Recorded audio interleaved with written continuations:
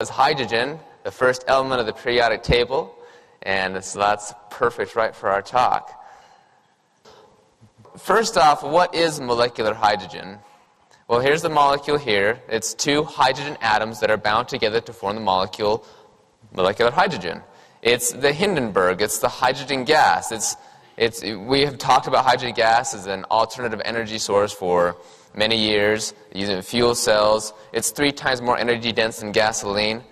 So that's where most of research of hydrogen has been. However, recently, hydrogen gas has been shown to be therapeutic and medicinal. And I came across this whole hydrogen gas area about 6 years ago or so, and I was really astounded.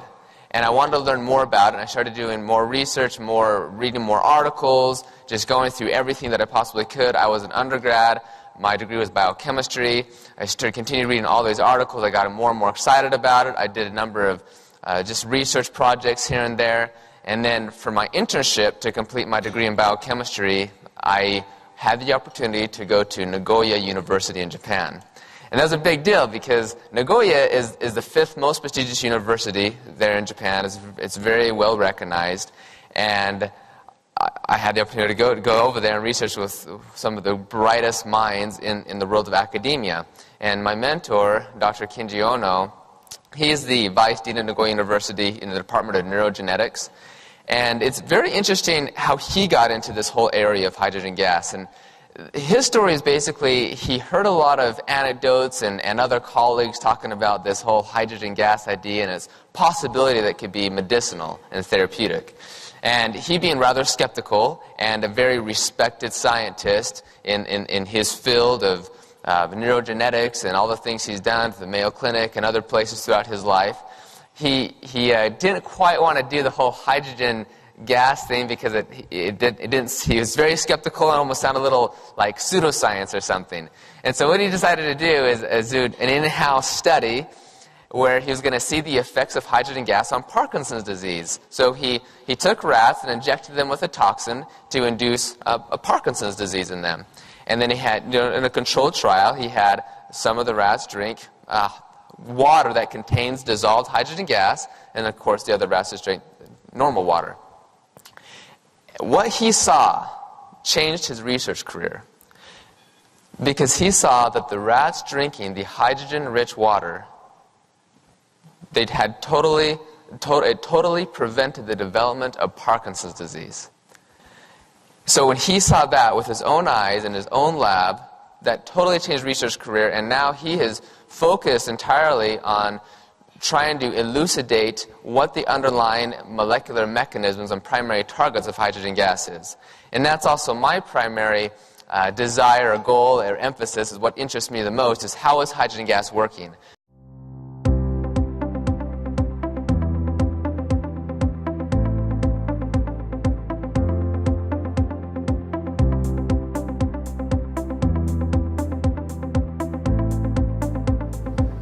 Well, welcome everybody. We're having Dr. Ota here from Japan, from Nippon Medical University, where he researched the molecular hydrogen. Here we're with the Molecular Hydrogen Foundation, of which I'm the executive director, and we are a science-based nonprofit that's focused on advancing the research, awareness, and education of hydrogen as a therapeutic medical gas. And we have the pioneering researcher here, Dr. Ota, who was responsible for publishing the 2007 Nature Medicine publication that showed hydrogen has beneficial effects. And since then, the research has grown quite rapidly. So, Dr. Ota, pleasure to have you here with us today. Yeah, okay, thank you. Yeah, me too. Yeah. So, you researched there at the Nippon Medical School. Yeah. I know you recently retired. Your expertise is in the mitochondria and things. Perhaps you could share with our viewers a little bit about your background and how you got involved in the hydrogen research. Okay, so as my background, I spent 40 years for the mitochondrial research, especially on mitochondrial medicine. I found mutant genes of the mitochondrial DNA that cause mitochondrial disease. So I was interested in how mitochondria contribute to our health. And then we found mitochondria generate reactive oxygen species.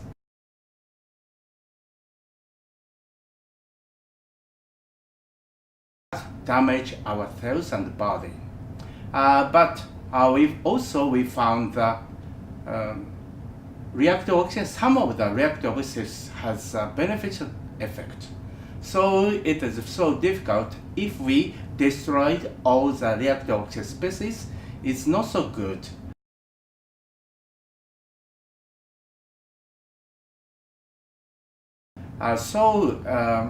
I'm wondering whether we can treat reactive oxygen species. That is my background. And then we found that hydrogen can remove some of the reactive oxygen species such as hydroxyl radicals.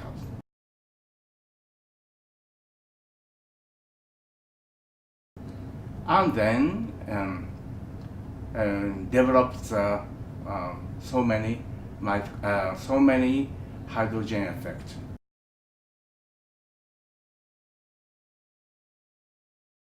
Afterwards, yeah. Okay, so your expertise is in the mitochondria. Yeah. You found that mitochondria produce reactive oxygen species, Yeah. which are very damaging to the body, but some of them are actually good for us. So we don't want to neutralize all of them.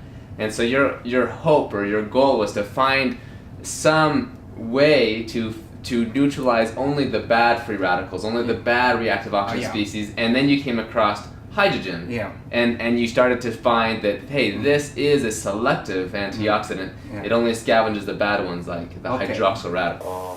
じゃあ結構活性酸素というのは無敵な感じだったんですね。ちょっと複雑な話になってしまうんですけども、今まで活性酸素っていうとですね、全部悪者っていう考え方したんですね。昔コレステロールもですね、コレステロール悪いと、で最近は善玉と悪玉があるって分かってきましたよね。で活性酸素もですね、必要な部分も実はあってですね、でそれを私たちは善玉活性酸素と悪玉活性酸素と呼ぶようにしたんですね。で善玉活性酸素を全部取っちゃうとですね、ちょっと寿命がかえって短くなってしまうっていうちょっと怖い話なんですけども、でそこで私の研究っていうのは、そう善玉は消さないけど悪玉を消すのはどうしたらいいかっていうのが水素の研究なんですよ。で水素はその悪玉の方だけを消して善玉は消さないっていう性質なんですね。すごいですからその活性酸素をなくすっていうだけじゃなくて、それをちゃんと分けて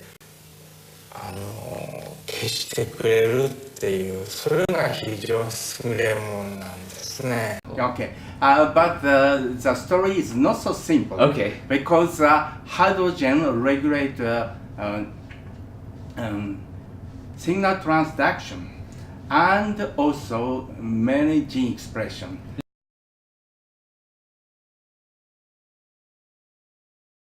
Yeah, I was So, going to yeah. ask you about Yeah, this yeah. because, just by saying hydrogen can scavenge hydroxyl radicals, we know this cannot explain all the benefits of hydrogen. Yes, so that's right. I know you published some papers in the scientific reports Yeah. and signal transduction and the changes in gene expression. Yeah. So perhaps you can talk a little bit about this. Okay, so in the initial stage, I was interested in the acute disease such as cerebral infarction or the cardiac infarction.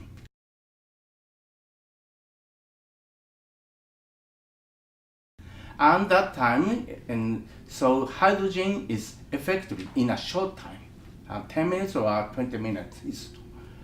But for the later we found drinking hydrogen water is effective. Sometimes more effective than inhalation of hydrogen gas. So for me it is curious and takes the effect was continued for a long time, at least 1 day or so.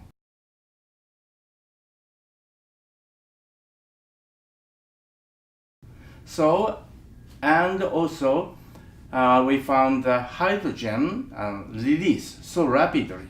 So even without hydrogen, the effect continue for a long time. So it is curious. So I look at effect signal transaction and gene expression. That is my thinking. Okay, Yeah, so okay. so you started to see that hydrogen could be effective in the acute phase due to this maybe hydroxyl radical scavenging, Yeah. but then you saw it's actually effective like drinking hydrogen-rich water in a more of a chronic stage when all the hydrogen gas is really gone and out of the body. Yeah, it still has this still- residual or beneficial effect. Yeah. So you think, okay, maybe we're altering gene expression or something, and that's what prompted you to start the studies in signal transduction.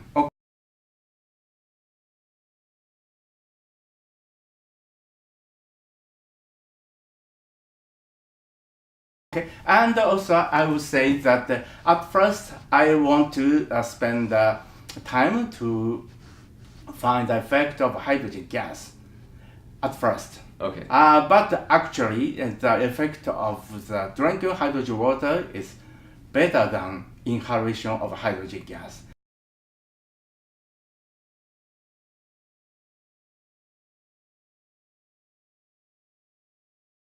Drinking hydrogen-rich water is just as effective and sometimes more effective. In fact, in a Parkinson's disease study, only the hydrogen-rich water was effective, whereas a continuous administration of hydrogen inhalation was not effective, and that could be to the need of an intermittent or pulse type of exposure as opposed to this continuous exposure. So drinking hydrogen-rich water, of course, is the easiest and is a very effective way of getting the hydrogen gas.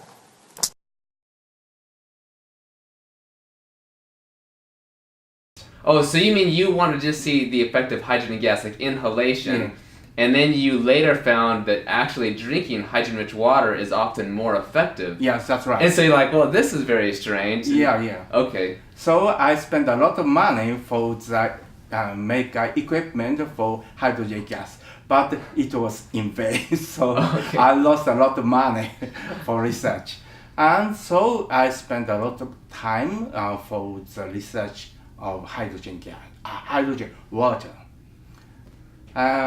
So it for me, and at that time, it was very curious. So Yeah. when did you start researching the hydrogen gas? When did you first come across this concept and started actually doing the research? Okay.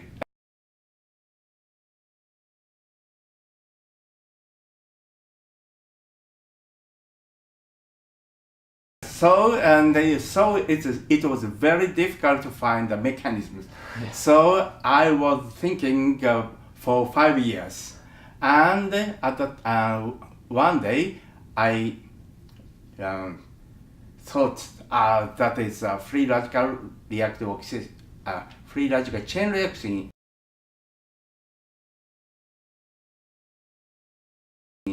should be important. Otherwise, hydrogen is inert and inactive, and hydrogen should not be effective. Right. Yeah, but I could not exclude other possibilities. Sure. Yeah. I think this is one of the mechanisms. One of the mechanisms. Yeah. I think this is an important point because when you look at hydrogen gas, for example, if you drink hydrogen saturated water, the concentration at saturation is about 0.8 millimolar or 1.6 ppm, which is about 1.6 milligrams per liter.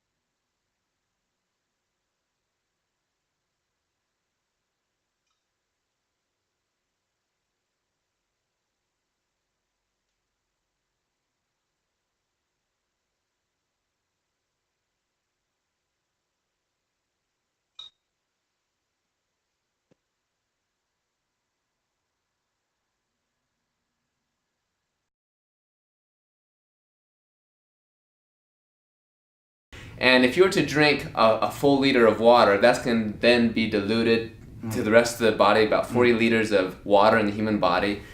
So the concentration of hydrogen is very small. The amount of hydrogen is very small. But I think it's not so small. Okay. Because after the drinking hydrogen water, the concentration reach about 10 micromolar. Yes. Okay. Hydrogen is very light. So if we consider the weight of hydrogen, that is very small. But if we consider the molar, or the number of molecules, it is not so small. I'm glad that you brought that up. This is a critical point. People see hydrogen, there's only 1.6 milligrams of hydrogen in a saturated liter of water, which, this is not very much. But it's because it's so light. The molar mass of hydrogen is only 2 grams per mole, but vitamin C is about 176 grams per mole. So actually, if you compare the amount of molecules of hydrogen gas that are saturated in 1 liter of water to the amount of molecules of vitamin C in 100 milligrams of vitamin C, you actually find there are a lot more molecules of hydrogen gas in 1 liter that contains 1.6 ppm than there are molecules of vitamin C in a 100 milligram dose of vitamin C. Yeah, so that's right. It actually is quite a bit, right?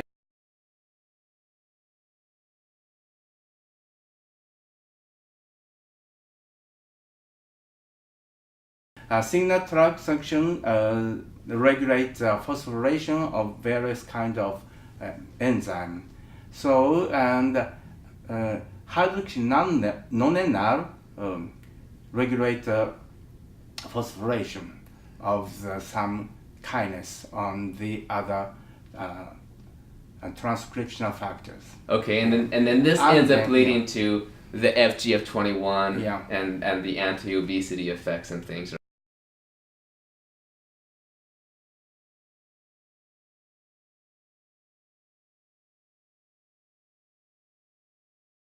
Right. This is because what happens is 4-hydroxynonenal is this byproduct from oxidation, and it basically it forms adducts, or it basically hugs proteins and says you're not going anywhere, and prevents them from acting on the genes.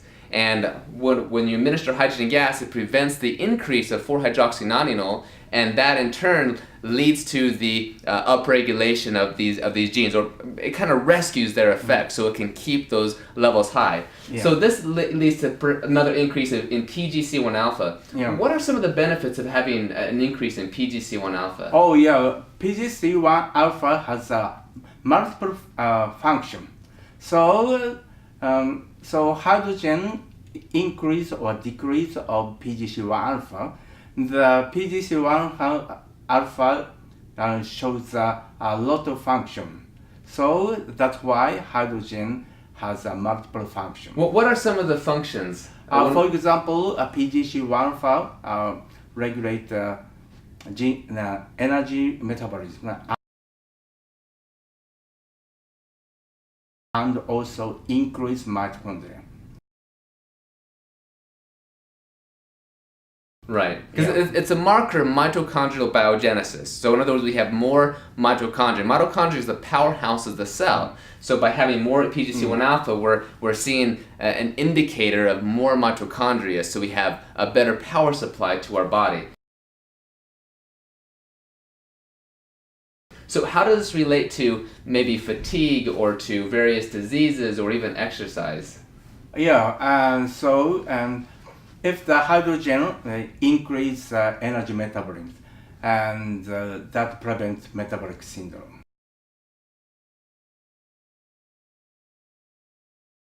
Okay, prevents metabolic syndrome, which is like the obesity, high cholesterol, high fat, hypertension. Yeah. So many diseases. So many.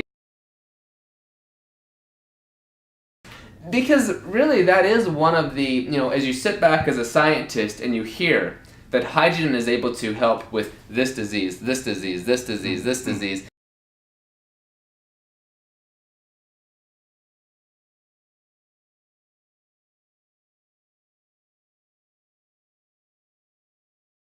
We're pretty much about 170 different disease models. Yes, that's right. Where hydrogen has shown to have this effect. Yeah. So right now, molecular hydrogen has shown to have therapeutic potential in over 150 human and animal disease models. The last count is actually closer to 170 different human and animal disease models. And essentially every organ of the human body, whether the spleen, the pancreas, the brain, the heart, the testes, the placenta, and we'll talk about more of these in detail. The number of research articles on molecular hydrogen are also growing exponentially. It really started about 2007. And the reason why is because, there's lots of journals and more popping up these days. But journals, as you know, in the peer review are tiered at higher levels, and this is generally based on its impact factor. In 2007, there were about 50 articles that were published on the medical effects of hydrogen gas and its potential as being therapeutic. But no one really took a lot of interest. One of the first articles was in 1975 by Baylor University and Texas A&M showing that hyperbaric hydrogen has a marked regression of tumors, melanoma tumors. It's very strange. It's almost a red flag. Something isn't right. But you're saying here, it's really not so complicated because when you see that hydrogen affects PGC1 alpha. Yes, that's right. And another pathway is hydrogen downregulation of NFAT, which is one of the transcriptional factor. In this case, downregulation. Okay, for the PGC1 alpha, hydrogen upregulates. So sometimes upregulate and sometimes downregulate.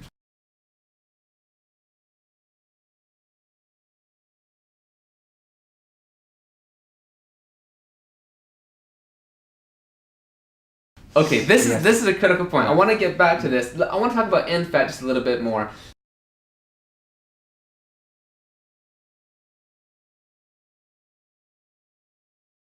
What is the effect of NFAT? When NFAT is activated, what are the consequences? And NFAT is contribute the regulation with inflammatory cytokine. Okay, inflammatory diseases, the cytokines that cause the like swelling or pain or diseases. So, and at least I show the two pathways for the inflammation and energy metabolism. Which is one NFAT and the other PGC1 alpha. But hydrogen has more multiple function. So there must be another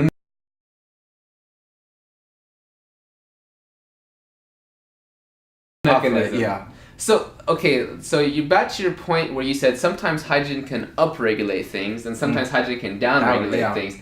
This is also very, very curious, very strange. It's like hydrogen has a mind of its own. It knows what to do. It upregulates the good stuff, downregulates the bad stuff. But hydrogen can alter the levels of activities of over 200 different biomolecules.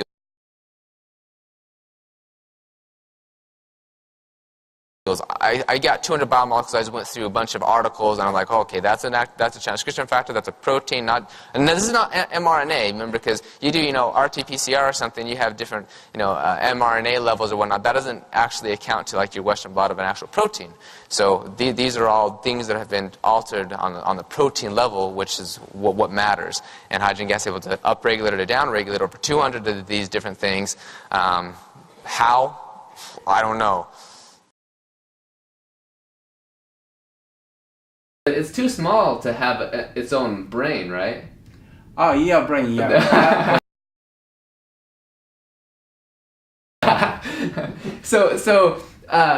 Do you see other things where hydrogen is able to upregulate other transcription factors or other areas or downregulate other things? And Matsumoto and Noda's group showed the increase of ghrelin.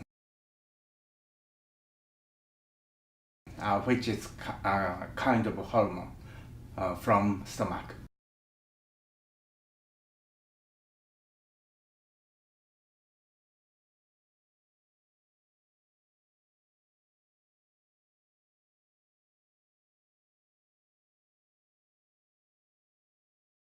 Right. This is Dr. Maminoda. She's also one of our MHF advisors.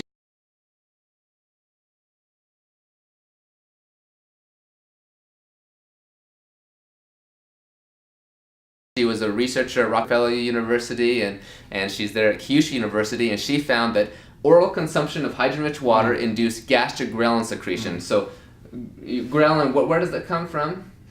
Come from stomach. From the stomach. So if we drink hydrogen water, hydrogen increase the concentration of the stomach.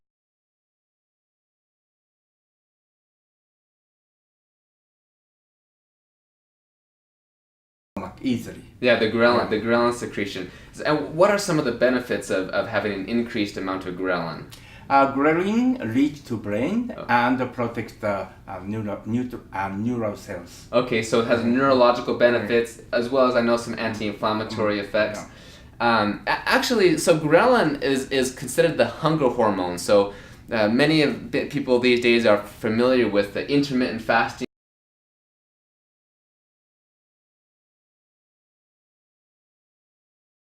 or the benefits of fasting or caloric restriction, right? And perhaps some of those benefits of this caloric restriction are mediated by increased gastric ghrelin production. So it's interesting because it seems that hydrogen seems to mimic some of the same effects as fasting, some of the same effects as caloric restriction.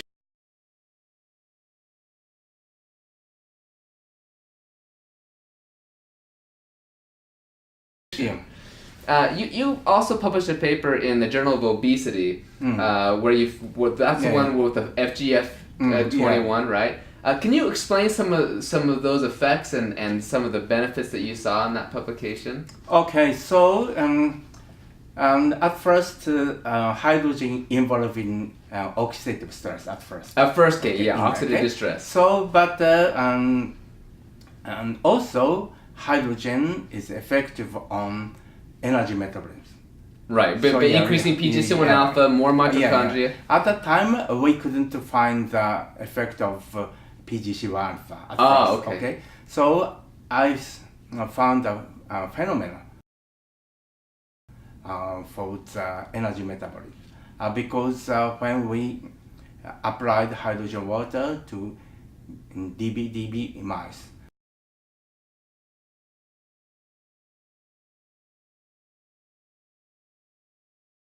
the mouse cannot regulate the eating. So it's a genetic mutation, right? Yeah. The mice had a genetic mutation; they cannot regulate how much food they were taking.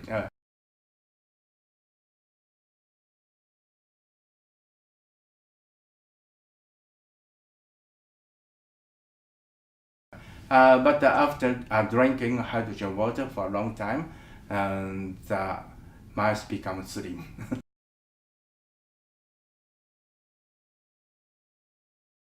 Okay. So, and also we measure the energy metabolism, and that is a phenomenon. It's not mechanism. So I continue to find the mechanism. Okay, so in that publication you found this is the phenomena that you're seeing increases in FGF21. You see increase in energy expenditure. That same article they showed that drinking hydrogen-rich water had a similar effect to, was it a 15 or 20% caloric restriction? Yeah, that's right.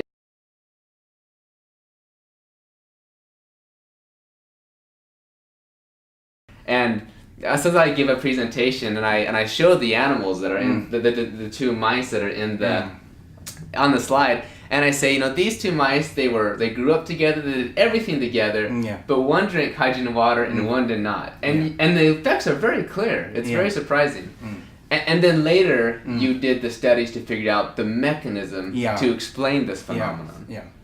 So it's important to find the mechanism because nobody believes the effect without mechanism. Right.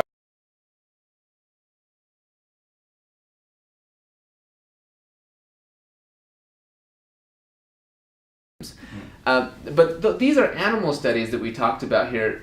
What are some of the human studies that kind of corroborate some of the anti-obesity effects? So I'm a basic scientist. I can't do by myself, but I can help the clinicians. And also we are applying to hydrogen gas for patients with cerebral infarction. Okay. Recently we published a paper on cerebral infarction. And that is a randomized clinical studies. And So that was a recent publication, just a couple months ago. Yes, 1 month. Okay. Just 1 month. Just 1 month ago. Yeah. And the subject is 50. 50 subjects, Yeah. double-blinded, placebo-controlled, randomized Oh, study. yeah, actually, it's not double blind. It's not, but so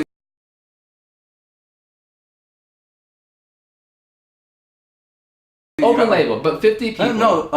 I mean that is a randomized, but it's not blind for doctors. Oh, sure, Doctors, sure, yes. yeah. And this is yeah.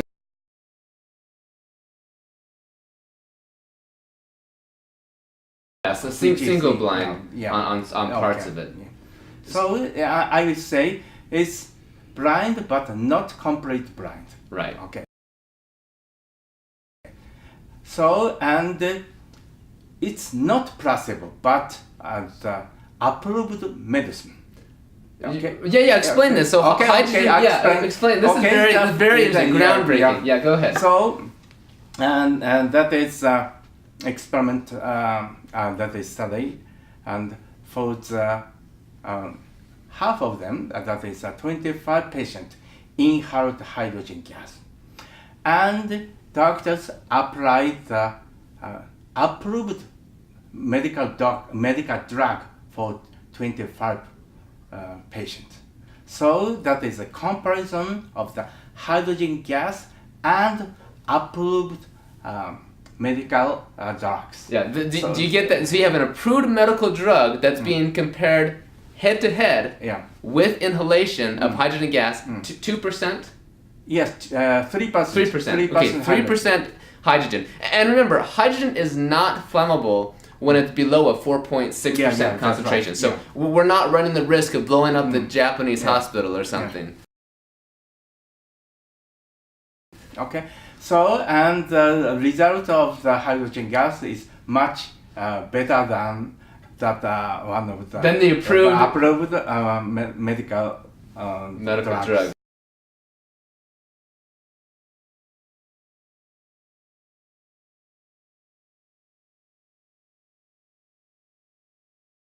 And as judged by clinical phenotype, symptom, and the effect for rehabilitation, all of them. So it was surprised. Yeah, that's a very surprising effect. Yeah.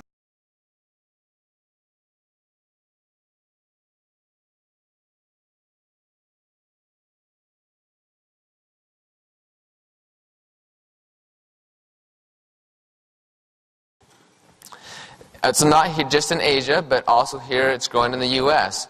A number of these universities and organizations are also doing hydrogen research.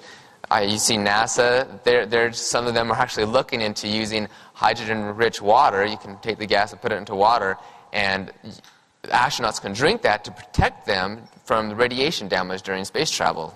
And now they're doing a very large clinical trial. The Japanese government recently approved in December, I believe, hydrogen inhalation as an official medical procedure for post-cardiac arrest patients. That is another story, and they are trying to apply the hydrogen gas for 360 patients 360 patients with cardiac arrest post-syndrome. Because normally they do a hypothermia, right?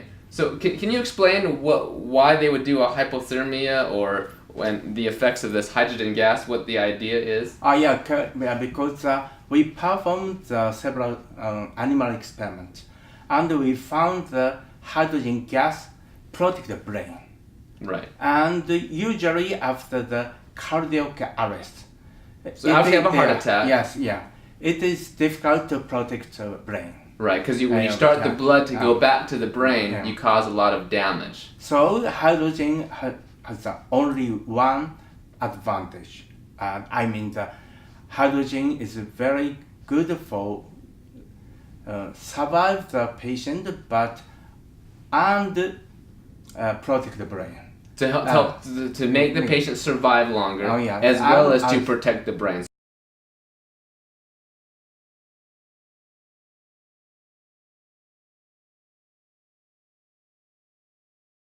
brain. So Yes, kind of yeah. a two-pronged Yeah. benefit. Yeah.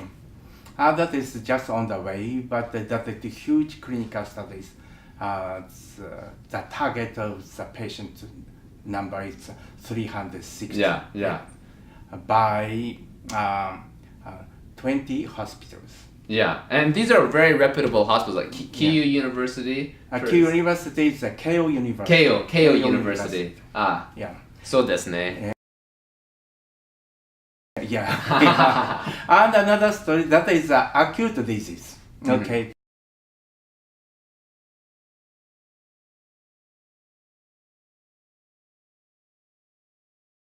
And also, we are trying to get a good result by for the chronic disease, for the rheumatism and Parkinson disease and dementia.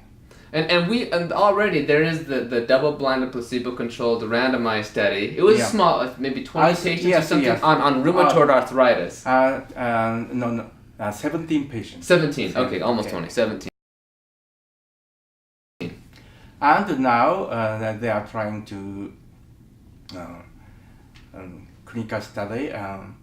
Target is 186. 186. Yeah. That would be great. This study, you can go back and read it. 2012, 2013, 2014, around that time period. There's a couple of publications in the same area with rheumatoid arthritis, but it was very powerful. In fact, some of the subjects who are drinking hydrogen-rich water went under remission of the disease. They really helped decrease the inflammation and the C-reactive protein and another number of other biomarkers of the disease. Yeah. And the potential of hydrogen water is to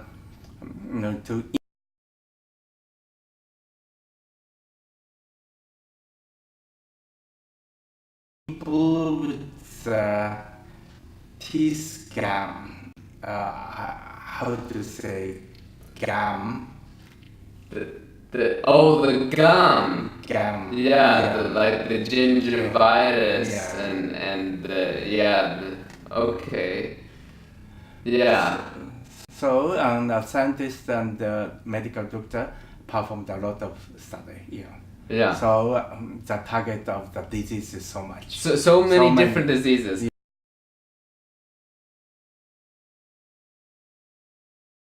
That most diseases have two problems. One of them is a redox dysregulation. Redox dysregulation is a term I often use to explain that you can have free radicals. Remember, there's the good and there's bad. You need a balance. And there's antioxidants. You can actually get too many antioxidants, right? So you want to have a good balance between oxidation and reduction. And that oxidation reduction is called redox.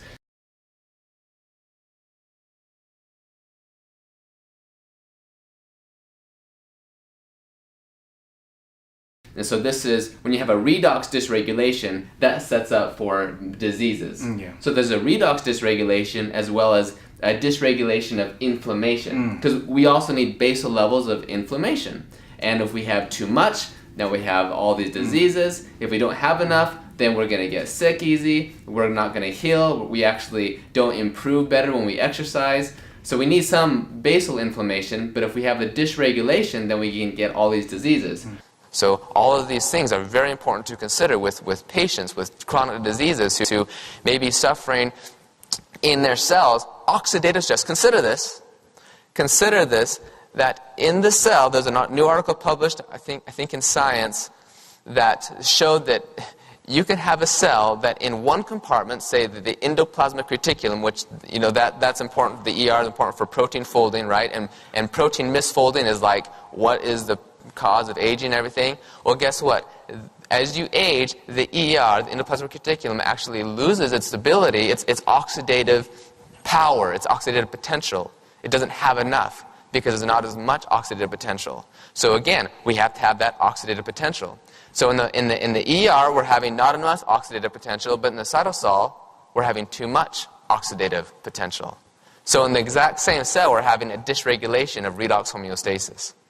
So we have two main root causes, dysregulation in the redox and inflammation. Yeah. And would you agree, hydrogen? Yes, I completely agree with you. Hydrogen appears to help both of these things. Yeah.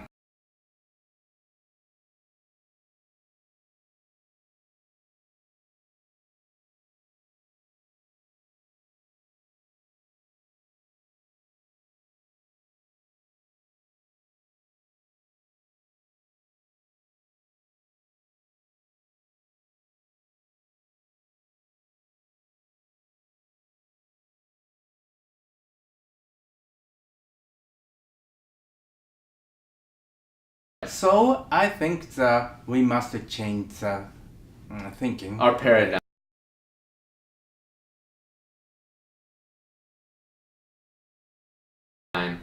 Now, is this the study actually that you also published in, I think, 2008 with the apolioprotein E knockout mice? Yeah. And so it had this gene mutation that developed atherosclerosis very quickly.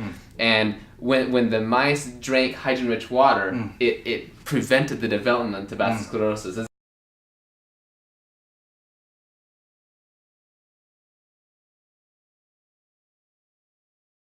Is this right? Yes, that's right. Yeah. So but when you found with the inhalation, the constant continuous exposure, maybe you saw some marginal effect at the beginning, in the initial stage, and then it kind of disappeared. Yeah. But by the drinking hydrogen-rich water, Yeah. you saw throughout Yeah. the study. Yeah. Which would make sense, I guess, because when you drink hydrogen water, even though it's every day, right? Constantly drinking every day, but it's still intermittent exposure because you drink it, once or a few times a day. Let's talk about the pharmacokinetics of hydrogen then. When we drink hydrogen-rich water, about 500 milliliters, how long until it actually gets into our blood and things?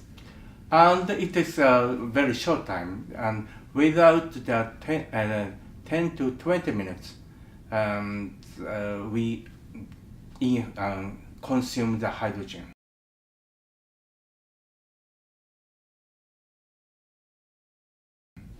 After drinking.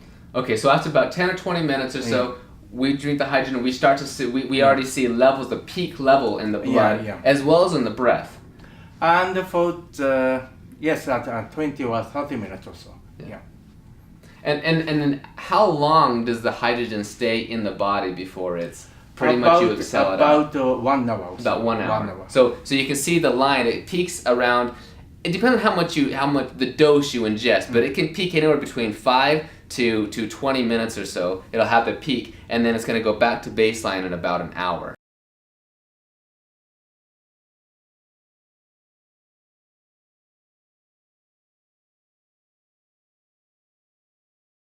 Yeah. And this would also help support the idea that it has more to do with modulating signal transduction than it does as an scavenging free radical or something, right? But this is interesting because hydrogen gas modulating signal transduction. Hydrogen is a gas, though. I mean, it's not a transcription factor. It's not a drug that does these things.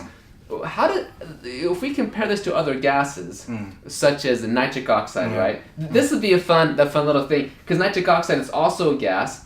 When it was first thought that this thing was called endothelial releasing factor or relaxing factor, and it was suggested it was a gas that was doing this, and the people were laughed at, right? Yeah. They thought, no, gases can't do this. Yeah. And then later they found it was nitric oxide. It is a gas, and it is having this effect. Yeah.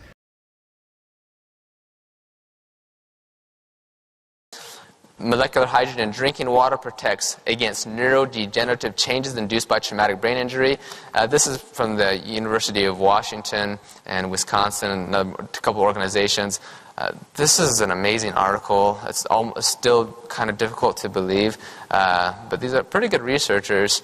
But they found that hydrogen gas is really was protective on the mitochondria and the ATP production, and actually they suggested that hydrogen gas could actually increase ATP levels via what's called the Jagendorf reaction, which is interesting. It's in the mitochondria. It doesn't really rely on the electron transport chain. We don't need to go into that, but it's pretty interesting what we're finding here. The oral intake of hydrogen-rich water ameliorated chlorophyllus-induced neurotoxicity in rats. That's just an organophosphate, a normal pesticide. And it's a big deal. Are these pesticides hurting us? All this kind of stuff. And I guess there's some debate about that. But what we see, though, is hydrogen gas can actually offer some protection against the neurotoxicity caused by this stuff. In this article, it did so by activating the acetylcholinesterase activity, which again is difficult to believe because that's already has the very high K-cap. But I actually talked to the researcher who did this when I was in Beijing, and I talked about her results, and she went on about them. She did numerous experiments, and I was like, oh no, but they're really going after this stuff, and regardless, that was her kind of mechanism how it's working. Regardless, though, hydrogen gas was protective in this area. Here, hydrogen-rich water protects against ischemic brain injury in rats by regulating calcium buffering proteins. So again, we have this whole brain injuries and things, which again is a huge issue these days. Hydrogen gas is very neuroprotective. This is awesome. Hydrogen-rich water ameliorates amyloid beta-induced neurotoxicities like Alzheimer's, for example.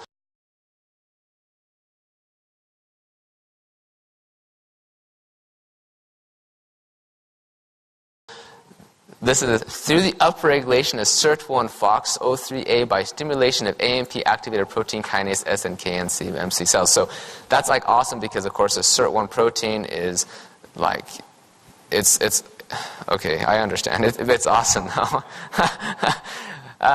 Here, hydrogen-rich water improves neurological function through the attenuation of the blood-brain barrier disruption in spontaneously hypertensive prone rats. So that may be one of the reasons why hydrogen gas is also effective. It can help attenuate the blood-brain barrier, and we know that's a big thing. When you have a disruption in that via hypertension or drugs or what have you, hydrogen gas may be able to ameliorate some of those things. Oral hydrogen water induces neuroprotective ghrelin secretion. Ghrelin, the hunger hormone, right? This is very interesting. You've heard about the benefits of fasting before, the intermittent fasting and different things of this nature. Well, one of the reasons that fasting is beneficial for you is because you increase ghrelin. And ghrelin acts as a second messenger, is extremely protective, neuroprotective, has lots and lots of benefits. So one of the reasons that fasting is good for you is because you have ghrelin.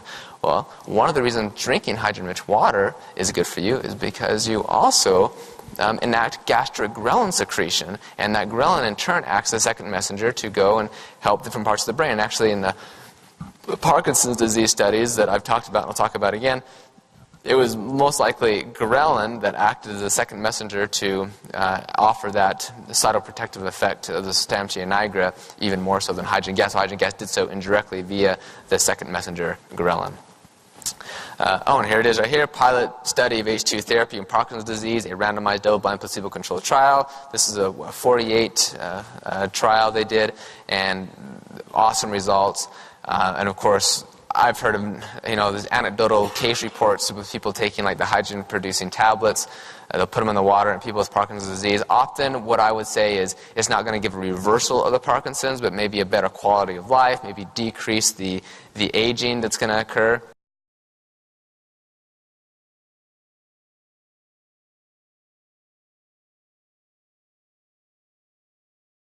The downward spiral that generally occurs in Parkinson's disease. However, I've heard quite a few reports now, people who are taking the hydrogen, that they're have the symptoms.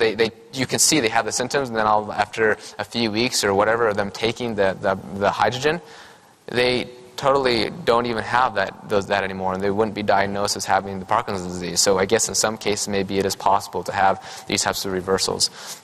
Hydrogen-rich water enhances the 5-FU, which is a chemotherapy drug, inhibition of colon cancer.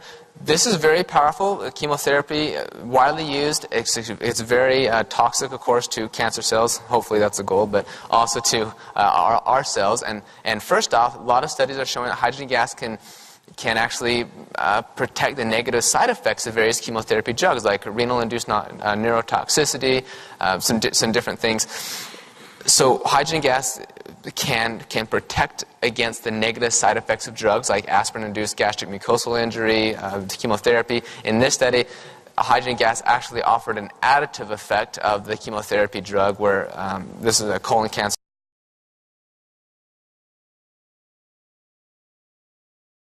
Yes, that's right.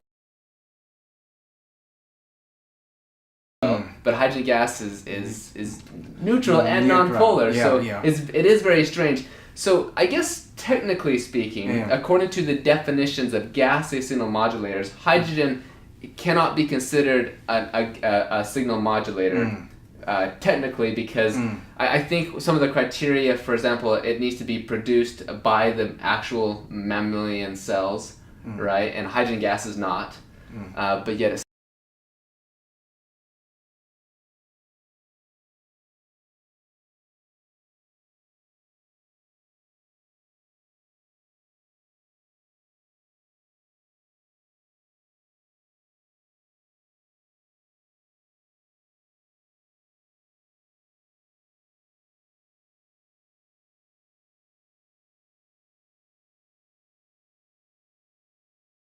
still has this Yeah. this effect on signal So it's transduction. difficult to explain the effect. Yeah. Yeah. Yeah. So going back to energy metabolism, increasing PGC1 alpha, mitochondrial biogenesis, and the fact that I'm going to tie this into exercise and performance and things is what I want to do. But to kind of set the stage a little bit, when we look at exercise, we produce more free radicals. We're breathing more, so by default, we'll produce more free radicals.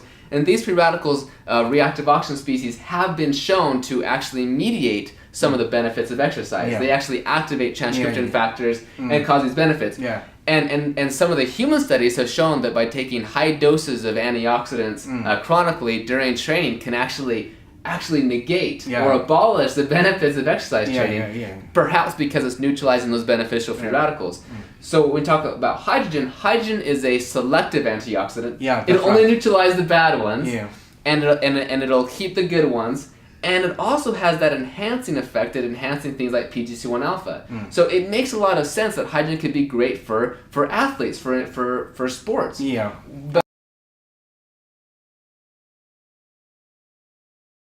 Okay, I just recently did a study, a double-blind placebo-controlled trial on hydrogen and athletes, and I know you're doing this as well, but what are some of the findings that you've seen and that are already published, like the one on elite soccer players, for example? What are your thoughts on hydrogen? Okay. And we measured the maximum oxygen consumption. VO2 max. Yeah, by bicycle. And we compared the before and after drinking hydrogen water. Okay, at first we asked the volunteer to perform the bicycling. The bicycle, to get a baseline. Yes, and we take a baseline. And after drinking, and after 1 week,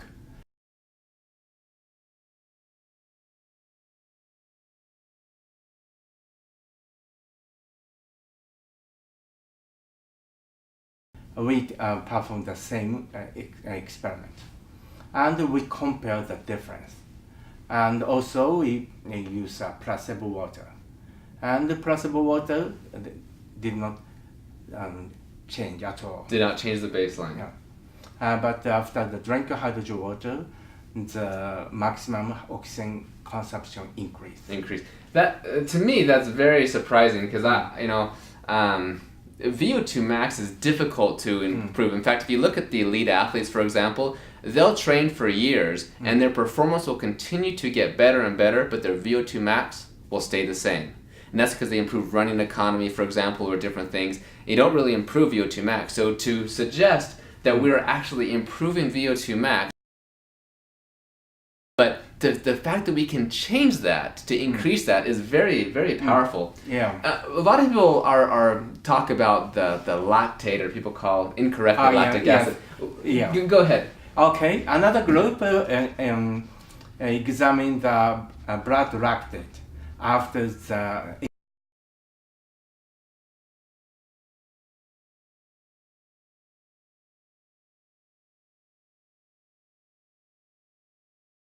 exercise. Yeah, this is elite Yeah, soccer yeah. players. And also, hydrogen suppresses the increase of lactate in blood. Yeah. So people sometimes don't understand the significance of this. They think, oh yeah, because now we don't have the lactate and that causes fatigue. But we know that's not true. Lactate actually prevents fatigue. It actually prevents acidosis. And what really happens is it's a correlation. When you start to get fatigued or tired, then you start to rely on glycolysis, and that's when you start producing the lactate.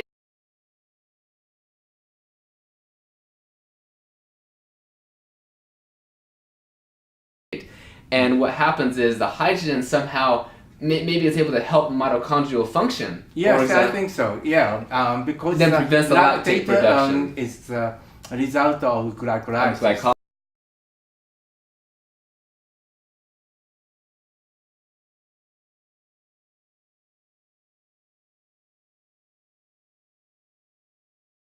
So after the drink of hydrogen water, the metabolism change from the glycolysis to lipid fatty acid metabolism.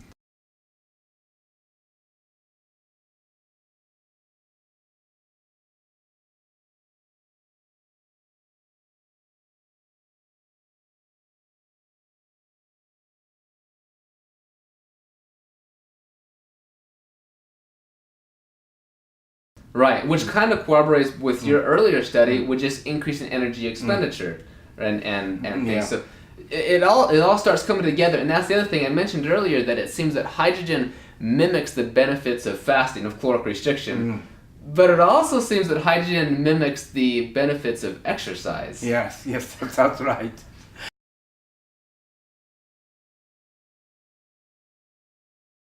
So it is also curious story. So. Yes, and it's very strange because some of the studies we actually see that hydrogen can transiently increase free radical production, like superoxide in the mitochondrial, right? And then we have the enhanced effect of the NRF2 factor. Could you explain a little bit about the NRF2, hydrogen's effect on NRF2 and the increased glutathione? Yes, yeah.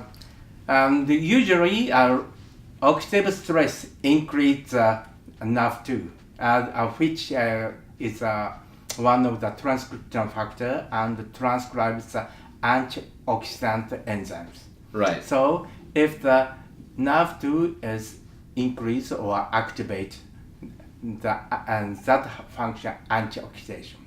But hydrogen decrease oxidative stress, but increase activity of NRF2. So that is opposite. It's almost a paradox, right? Yeah, probably. Where hydrogen is a reducing agent, it's going to reduce oxidative stress, but at the same time it can activate this NRF2 pathway.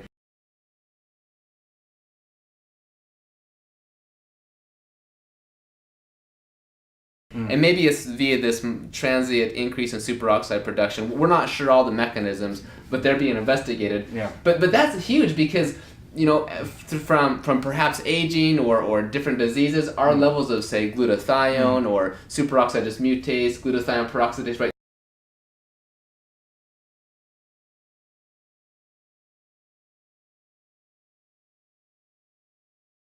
These start to decrease, and administration of hydrogen can get those levels back up. Yes. But this is you know, something else to consider, Dr. Ota, is we need to have a certain level of glutathione. If it goes low, that's bad. But if we get too high, the glutathione levels go too high, that could be a reductive stress.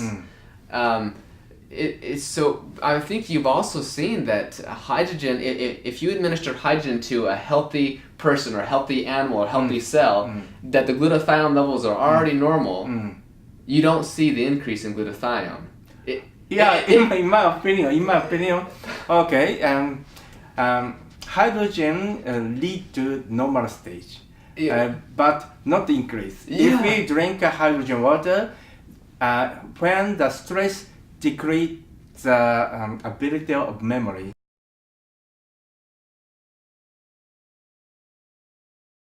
hydrogen recover the memory ability, but maybe will not increase memory ability. Right, right. Yeah. So that's so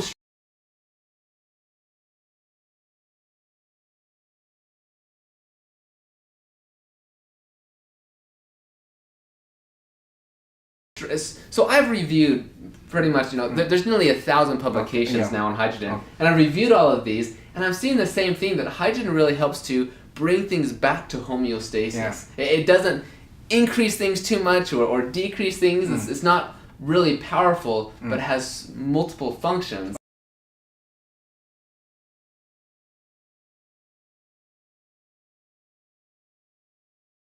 と言われている水素、今日その水素の達人にスタジオにお越しをいただきました。日本医科大学教授でいらっしゃいます太田茂雄先生ですね。先生、よろしくお願いいたします。よろしくお願いします。太田教授は水素研究の第一人者。アメリカ医学雑誌ネイチャーメディシンに論文「体内の活性酸素を水素が除去」を発表。精力的に研究を続けています。実はですね、はい、私もこの健康に関してはね、もともと親父が53でがんでいっちゃいましたし、でおふくろなんかも脳梗塞で2回倒れたりとかして、どっちに転んでもね、ちょっと怖いなと思いながら、一生懸命こうケアしてたら、62歳までね大病することなく来てるわけですよ。でそんな中で僕が今一番注目してるのは水素の力です。これ実際問題、水素ってのはやっぱりね、酸素だとか水素とかいろいろと言われますけれども、これ本当にすごい力なんですか？それは本当にすごい力なんですよ。Not really powerful, but has multiple functions. Okay. Bring back And homeostasis. also, we apply the hydrogen water to DBDB mouse, and the DBDB mouse PGC1 alpha increase, but for the normal mouse, PGC1 alpha did not decrease. So no decrease and not increase. So there's no change. So normal. For the normal one, is no effect by hydrogen water. And this probably helps to explain why, like myself, I exercise every day. I lift weights. I train. I run marathons. I do these different things, and when I take hydrogen, I don't notice anything. Oh yeah, you are healthy. and I think a lot of people give this feedback, but this is kind of anecdotal. But I do hear so many people that who are maybe in their 40s, 50s, 60s, and they take hydrogen and they report these dramatic effects.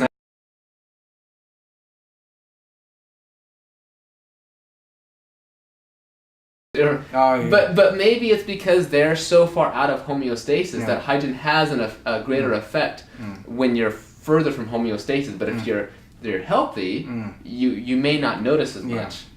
But for the chronic disease, it takes a long time.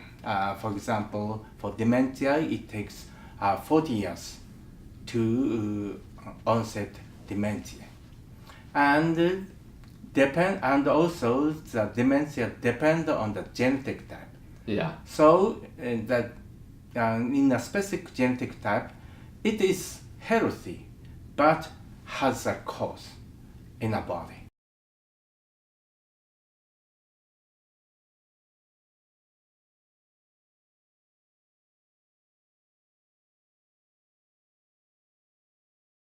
So for the dementia or the cancer or the atherosclerosis, it takes a long time to develop. So that is important for the prevention. Okay, so that's my next question. So let's say that you have people who are healthy. They don't have these diseases. Would it be advisable for them to perhaps try the hydrogen and use it to perhaps prolong or prevent this disease that they may be genetically inclined to have?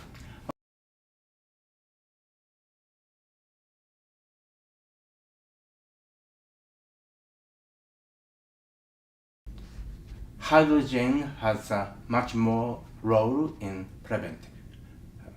So it's a better preventive than a cure. Because pre-treatment of hydrogen water is much more effective than post-treatment. That suggests hydrogen shows a good role in prevention.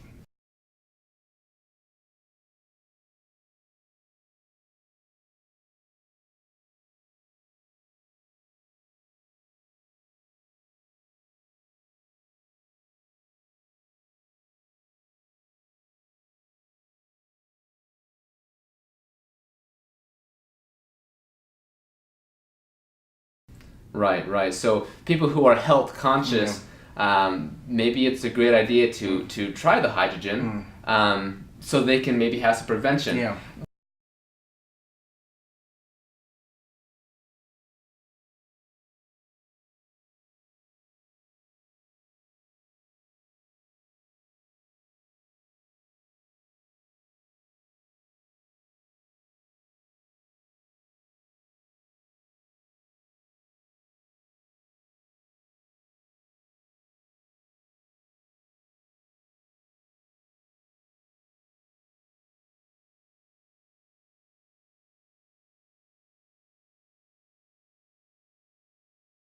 We haven't found, we're not saying there are no side effects. Yeah. We're saying we have not found any side effects. And we've done a lot of studies. There really is a lot of animal studies, cell studies, quite a number of human studies with no reports of adverse effects. And so it does seem to be very, very safe. And we also know it's natural from our intestinal bacteria, right? We're exposed to it all the time. Every time we eat our diet of fiber, for example, we get more of the hydrogen gas. And actually the deep sea diving, right? The deep sea divers. Yes, yeah.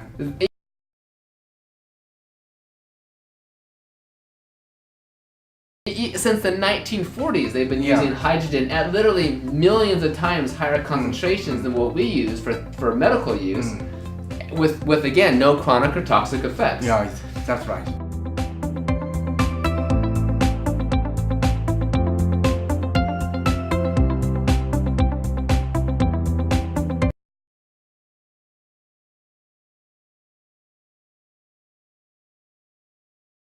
先生ね、ええ実は私の家には水素水のウォーターサーバーがありましてね、で、実は我々よりもむしろうちのワンちゃんがもう18歳で2回目の脳梗塞を患ったんですよ。でもう本当にもう歩けないような状況になって、これはちょっと危ないかもしれませんって獣医さんに言われたんですよ。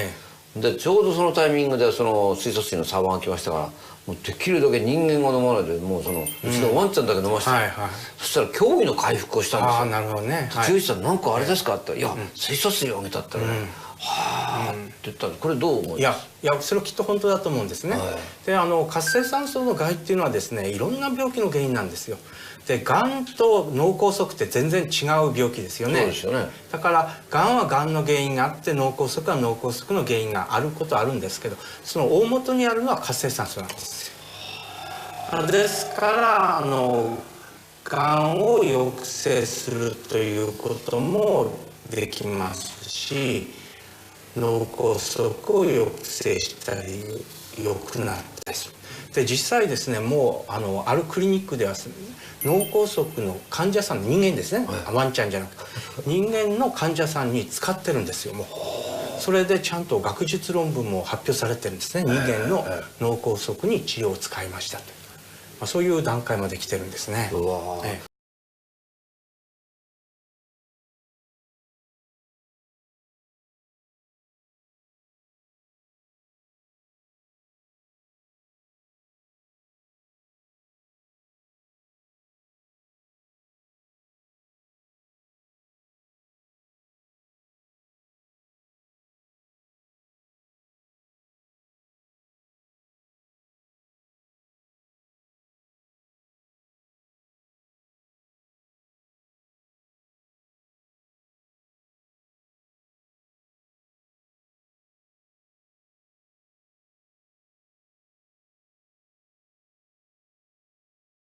日本はね超高齢社会になってきて長寿の方が多くて100歳を超える方も今4万5千人とかそんなね、普通になりましたね。100歳超えましたね。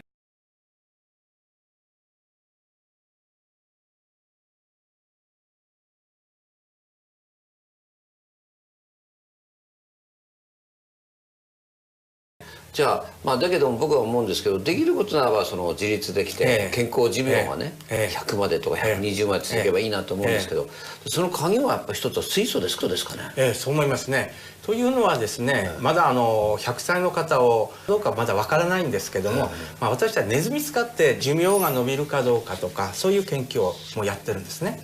でそうするとですね、まあ、例えば高脂肪のものを食べさせるネズミはやっぱりだんだん早死にしていくんですね。まあ、人間もきっとそうだと思うんですが、ところが水素水を飲んでるとですね、高脂肪食を食べててもですね寿命が伸びちゃうんですよ。でもっといいことはですね、こうだんだんこう死んでいくわけなんですけども、最後の行くところは一緒なんですよ。ですから人間も長生きはしないで、その長生きするまでに健康で生きられる、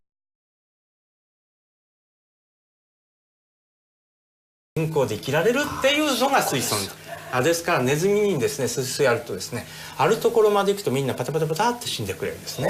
ですからまあそういう意味で水素水飲んだからまあ150歳まで生きるとかですね200歳まで生きるってことはきっとないと思うんですが、まあ100歳まで皆さん元気で生きてっていうそういう社会になるんじゃないかなと期待して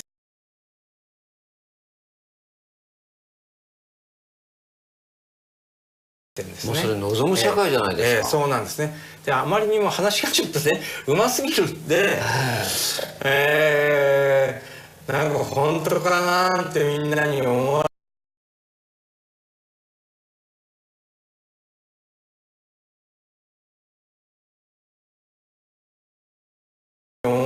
れてしまうんです。姿が見えないですよね。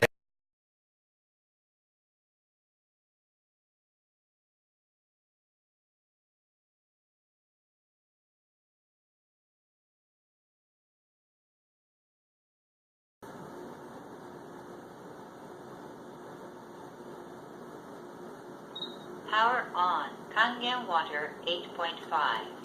Kangen water 9.0.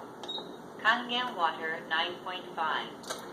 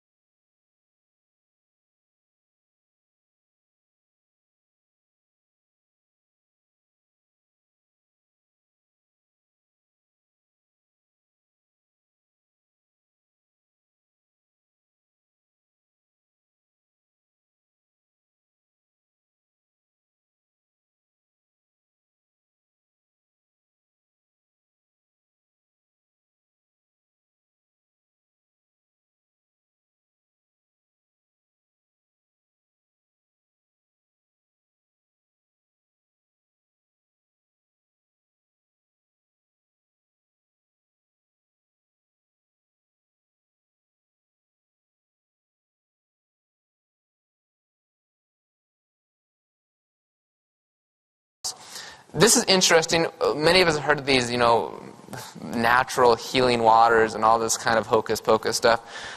Actually, some of these waters, though, have been documented to have potential therapeutic benefits. And when you go back to the waters, and some scientists have gone back there, and they've actually tested these waters to see what's in them, and guess what they found? Hydrogen gas.